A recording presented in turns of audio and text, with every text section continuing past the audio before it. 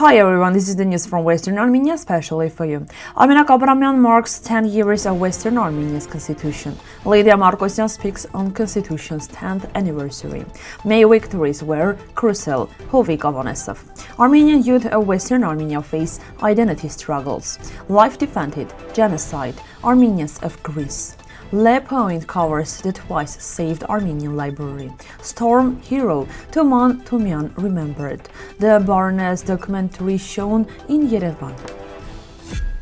Dear friends and compatriots, thank you to all officials, guests and citizens of Western Armenia who continue to defend rights. Special respect to freedom fighters and all who struggle for our security and justice. We honor the Armenian 89th Touman Division formed in 1941 and all Armenians who fought bravely, including those in French resistance. Today, Western Armenia mark May 9, an important day of Western Armenia. For Armenians, victory means liberation, especially the liberation of our lands, including Shushi and parts of Artsakh. True victory comes from sacrifice. As said Aprahamian, the president of Western Armenia, May 28, some present 1980 as a victory, but it represents force that acted against our people and our lands. The liberation of Shushi led to the 2004 declaration and adoption of the national constitution on May 9, 2016.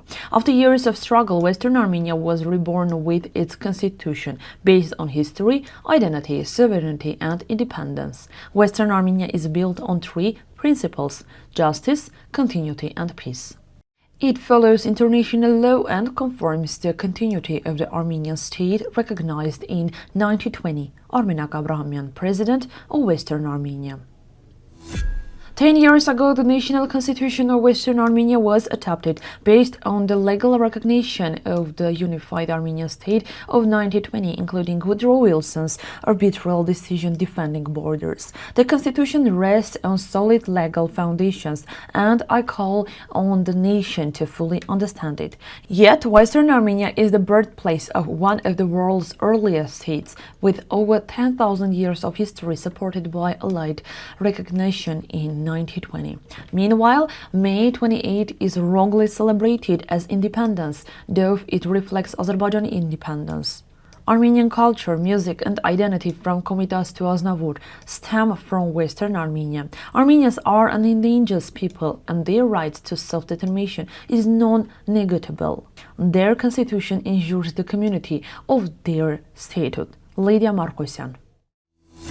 The Ombudsman for Cultural Heritage of Artsakh, Hovik, Avanesov, congratulated the Armenian people on the occasion of the triple holiday, emphasizing the historical significance of the May victories, the liberation of Shushi, and the formation of the Defense Army. He stressed that Shushi, now under Azerbaijani control, is the key cultural symbol and condemned the destruction of Armenian heritage as cultural genocide. He called on international organizations to take effective steps to protect Armenian monuments, expressing confidence that historical justice will be restored and that Shushi will come again, become once an Armenian cultural center.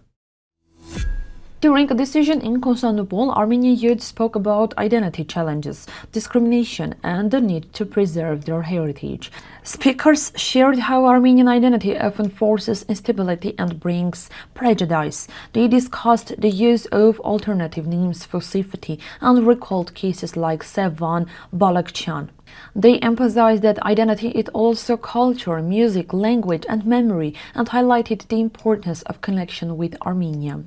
The discussion concluded with a commitment to break silence and speak openly.